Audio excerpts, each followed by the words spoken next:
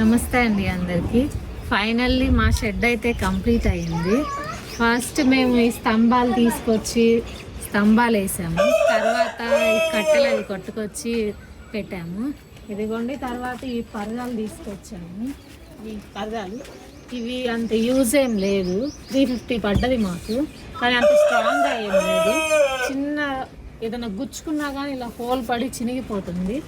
అందుకని రండి.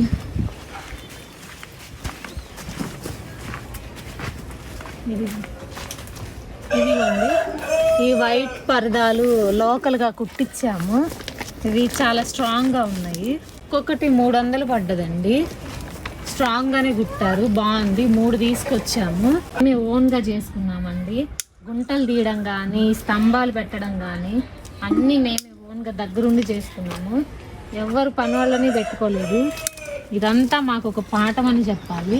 ఎందుకంటే ఒక్కొక్క రోజు ఒకటి దొరికితే ఇంకో రోజు ఇంకొకటి దొరకదు. ఫైనల్లీ అయినా కానీ మేము షెడ్ని కంప్లీట్ చేసాము. డోర్ కోసం ఒక రోజంతా పట్టింది.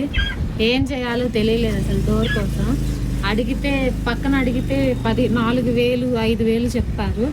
అట్లా కాదులే అని చెప్పేసి మేమే బయటకు వెళ్ళి చెక్కలు తీసుకొచ్చుకొని ఇదిగోండి ఇలా తయారు చేసుకున్నాం. ఈ చెక్కలు 15 కిలోలు పట్టిందండి. ఇదిగోండి, ఇది ఈరోజే కంప్లీట్ చేసాము. ఈ రోజంతా పట్టింది దీనికోసమే. తిరిగి తీసుకొచ్చుకున్నాము. ఫైనల్లీ డోర్ కూడా కంప్లీట్ చేసాము. ఈరోజే కోళ్ళను కూడా తీసుకొచ్చి కొత్త షెడ్లో పెట్టబోతున్నాము.